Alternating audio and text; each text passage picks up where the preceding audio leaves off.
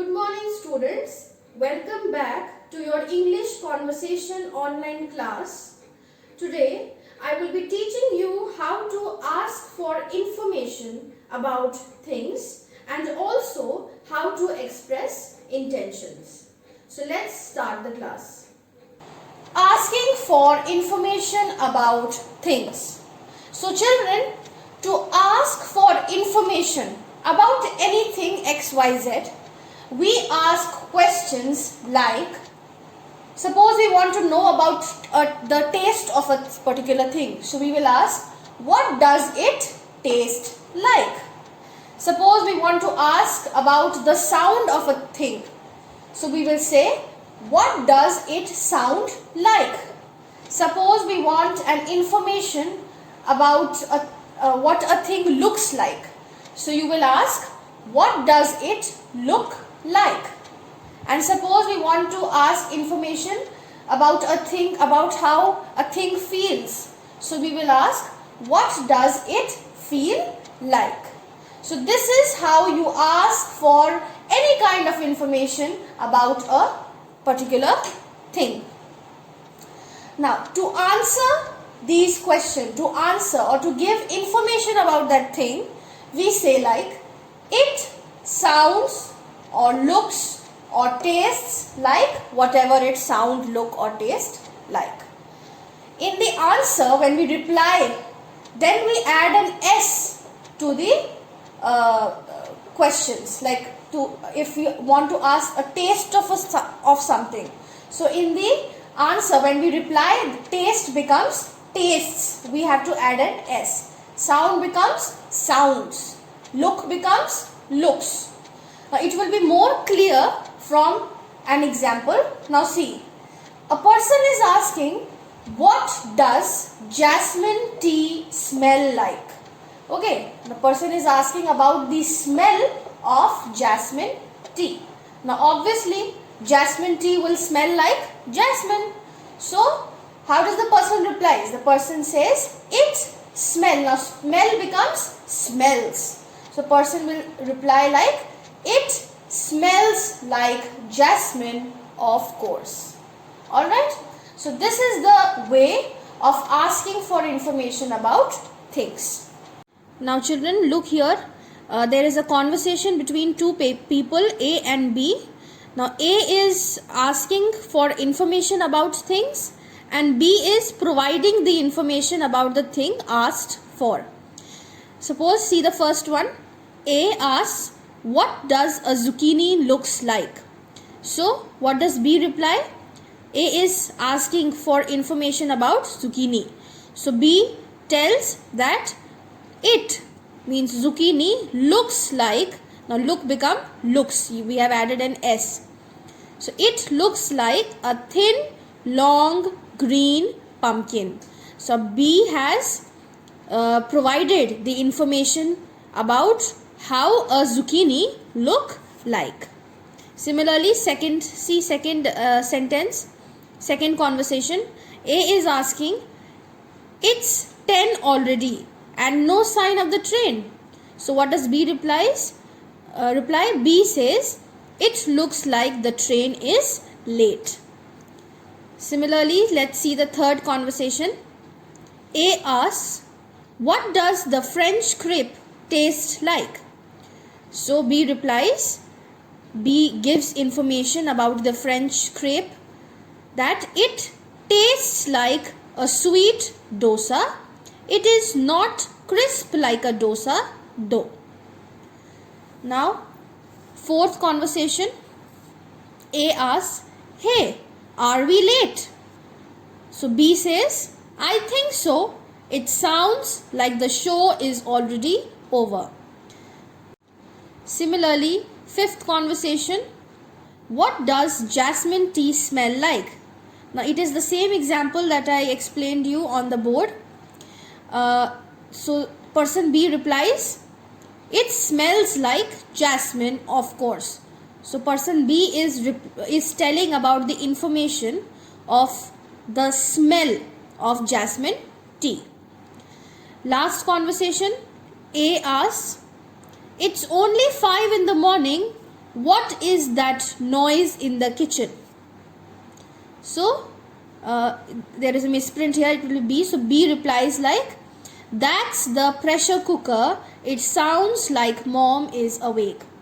So these are some of the ways of how we can ask information about things and how we reply or provide information for the thing that is asked. Now let us understand about expressing intentions. What is the meaning of expressing intentions? Expressing means to convey or to tell, and intentions means a plan or a purpose. So expressing intentions means to convey about a plan or purpose of an action. Now, to express the intention of an action, we use verb plus we use to and the infinitive. Infinitive means the basic form of the verb. It will be clear if we see the examples. See example number 1. Sudha got up to speak. Now in this statement, we are expressing the intention of Sudha. What is the plan of? We are expressing the plan or purpose, plan of Sudha. So, how do we express? First we write about the person who is going to express the action. So, Sudha plus the verb. Now, got up. Got up is the verb. Plus, what did I tell you? To and the infinitive or the basic form of the verb. So, Sudha got up to, basic form of the verb is speak. Why she got up? She got up to speak. So, in this manner, Sudha has expressed the intention of her action. Sudha got up to speak. Similarly, second statement, they rushed to the store. Now, they rushed to the store. Why? To buy the medicine. So, here they are talking about some people and they have rushed to the store. We have used the verb here plus to and the infinitive or the basic form of the verb. That is why they rushed to the store. They rushed to the store to buy the medicine. So this is the way to express intention, to tell about a plan or a purpose of something. Now children, let us read this story about the ant and the grasshopper, and let us see how they talk about their actions and intentions. Now this is the grasshopper and this is the ant. So the grasshopper says, "Hello ant, why are you hurrying?" So the grasshopper is asking about the intention of the ant's hurry. So the ant replies, "I am hurrying to collect food for winter." What are you doing? Ant is saying that she is in such a hurry. She is doing this action. She is hurrying because she is collecting food for winter. And she further asks, "What are you doing? What are you doing?" She asks the grasshopper, "What are you doing?" So the grasshopper replies, "Well, I am enjoying the summer." Then the grasshopper again says, "Look at you. You are always rushing to find food. And look at me. I sing to show my happiness." Now grasshopper is saying that you always look for food. You don't enjoy. You are a boring person. And look at me. I am always singing. What action the grasshopper does all summer? The grasshopper sings to show his happiness. Grasshopper is expressing intentions. His intentions like this, that I sing to show my happiness during summers. So the ant says, "But summer won't last long." Now here also ant is expressing her intention that I am in such a hurry to collect food because I know that winters are arriving and the summer won't last long, so I am collecting my food.